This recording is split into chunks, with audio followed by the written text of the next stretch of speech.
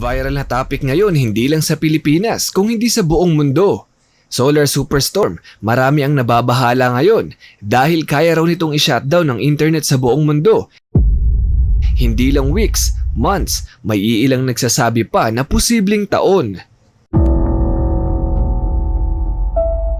At hindi lang daw internet ang maaapektuhan, pati na rin ang signal ng ating mga cellphones, kasama na rin ang mga broadcasting signal, radio, TV, at worst, pati ang kuryente sa buong mundo ay kaya nitong pahintuin. Ang tanong ng marami, direktang makakaapekto ba ito sa atin? Kung oo, paano na tayo nito? Solar superstorm na malapit nang tumama sa Earth, yan ang ating aalamin.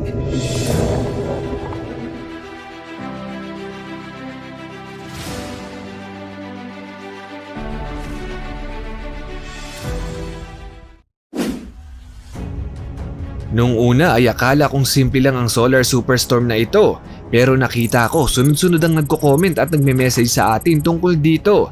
At nung nag-research ako ay naintindihan ko na kung bakit usap-usapan ito ngayon. Hindi pala biro ang mga mangyayari. Ang araw ay mayat mayang sumasabog na nagre-release ng plasma at nagdudulot ng high amount of frequency. Nito lang ay napag-alaman na lalong lumalakas at nagiging active ang ating araw. Pangangamba ng marami, ang Earth ba ay nanganganib na matamaan ng solar storm sa hinaharap? Ang sagot ay oo, at malapit na itong mangyari. Kung hindi ngayong taon ay baka sa susunod na taon. Ang buong mundo ay nakarelay ngayon sa internet, pagtatrabaho, pag-aaral, direksyon kapag naliligaw, seguridad ng pera sa mga bangko at to the point na pati ang mga ospital ay kailangan ng internet. May mga pasyente na direktang nakakunik ang monitoring ng buhay nila sa internet connections. At kung wala nito, ay alam nyo na ang mangyayari. Siguro ngayon pa lang ay mag-practice na tayo ng walang internet para hindi na tayo mabigla. Paano mo na may i-stock si crush ngayon? Tanong ko mga kapantas, gaano katagal mo kayang walang internet? I-comment na yan sa ibaba.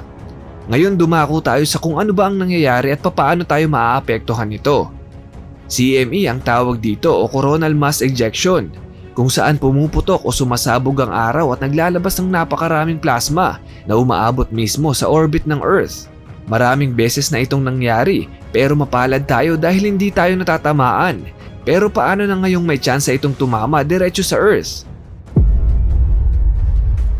Ang nalalapit na event na ito ay tinatawag na Internet Apocalypse.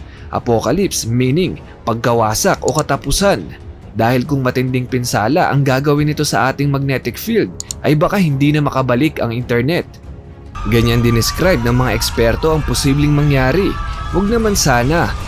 Paano na tayo makakapag-usap kung hindi na tayo makaka-access sa YouTube o sa Facebook? Ang isang napakalakas na solar storm ay kayang umabot sa orbit ng Earth at makaapekto sa ating pamumuhay. Sa oras na maglabas ang araw ng high energy solar particles ay madali itong makakapasok at makakaapekto sa electromagnetic field ng Earth.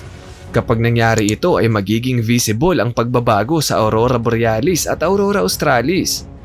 Sa kasamaang palad ay makakalagpas ang intense energy sa ating magnetic field at aabot sa Earth's protective area, hindi lang sa North at sa South Pole kung hindi sa buong planeta.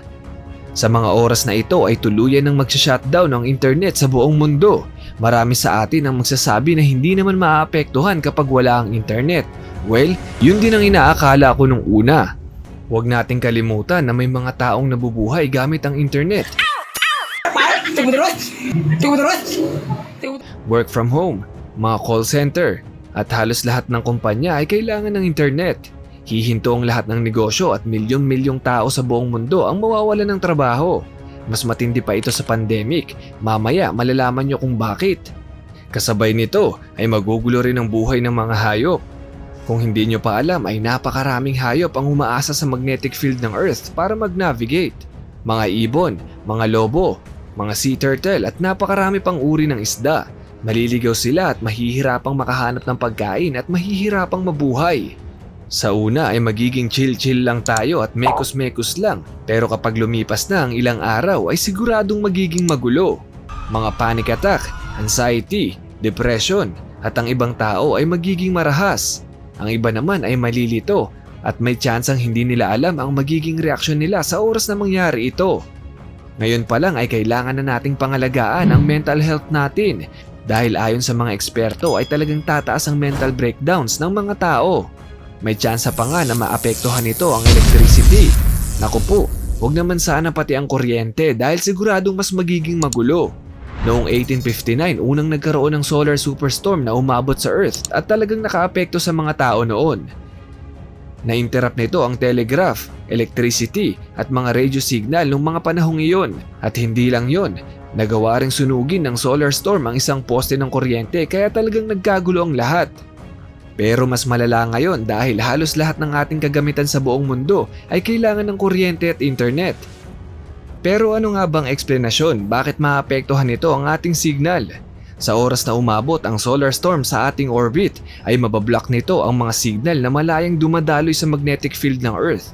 Kasama na dyan ang International Space Station o ISS. Direktang maapektuhan ang ating komunikasyon mula sa space patungo dito sa Earth. Mabuti kung mablock lang ang signal, paano kung direktang tamaan ang mga equipment natin sa space? Na ayon sa mga eksperto ay hindi malabong mangyari. Isa pang kinababahala ng mga siyentipiko ay ang volume nito. Paano kung hindi lang isang malakas na plasma ang umabot sa atin? Paano kung tuloy-tuloy na high concentration of energy ang bumalot sa Earth? Ang cloud of plasma ay kayang yakapin ng buong mundo at hindi nyo magugusto ng mangyayari. Sa ngayon ay puspusan ng pag-aaral ng mga siyentipiko kung paano tayo magiging ligtas. Sa oras na may paparating na plasma mula sa araw, ay madidetect naman ito ng mga satellites ng NASA at makapagbibigay ng babala sa atin pero, isang napakalaking pero, 30 minutes lang ang pagitan. Sa oras na madetect ito ng NASA ay 30 minutes lang ang aantayin at tatama na agad ito sa Earth. Ito ang isa sa mga dahilan kung bakit sila nababahala dahil sabi ng ilan, ano naman ang magagawa natin sa loob ng 30 minutes? Sa oras na madetect ito ng NASA ay baka naka-offline ka pa o baka tulog ka o baka nasa CR. Tapos paglabas mo ng banyo magulat ka na lang, wala ka ng internet. Kung mahilig kang mag-travel ay sana wala ka sa eroplano sa mga oras na mangyari ito dahil mahihirapan ng piloto mag-navigate ng sasakyan kung hindi gumagana ng maayos ang GPS. Sa lupa naman ay maaaring matunaw nito ang mga power grid transformers na dinadaluyan ng kuryente. Anong ibig sabihin nito? Magkakaroon ng global power outage. Hindi magiging maganda lalo na sa mga mahilig magpuyat gaya mo. Hindi mo na ma-charge ang laptop mo, cellphone, at hindi mo pa mabubuksan ang electric fan. Wala ng social media, mainit pa. Oh no! Unti-unting mabubulok ang mga pagkain sa ref nyo. Buti na lang sa amin, puro tubig lang. Siguraduhin mong may sapat na pera ka sa wallet mo dahil ang lahat ng online banking ay hindi nagagana. Pati ang mga ATM ay hindi na makakapaglabas ng pera. Sa oras na mangyari ito ay manatili ka na lang sa bahay dahil ang mga tren ay hihinto na rin ang operasyon. Kung nagko-commute ka man o kahit pa may sariling sasakyan ay sana may sapat kang gasolina dahil magsasara na rin ang mga gasolinahan.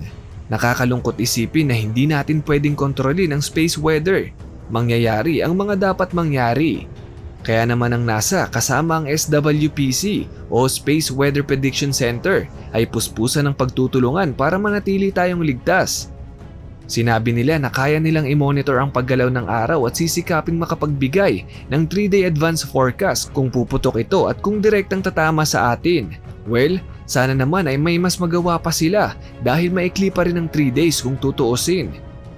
Sa ating pagtatapos ay panalangin ko ang kaligtasan mo kung nasaan ka man ngayon kapantas.